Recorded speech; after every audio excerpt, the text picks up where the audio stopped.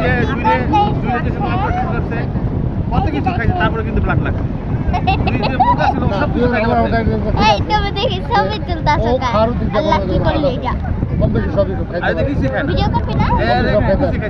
আপনারা যারা দেখতে পাচ্ছেন এখানে একটা পদ্মা সেতু জিনিস, এটা আপনারা বুঝতে পারেন।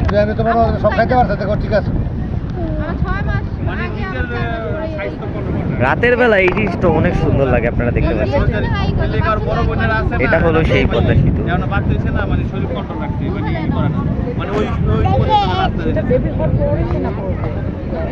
এইগুলো আপনারা হলো ইয়ে করতে পারেন।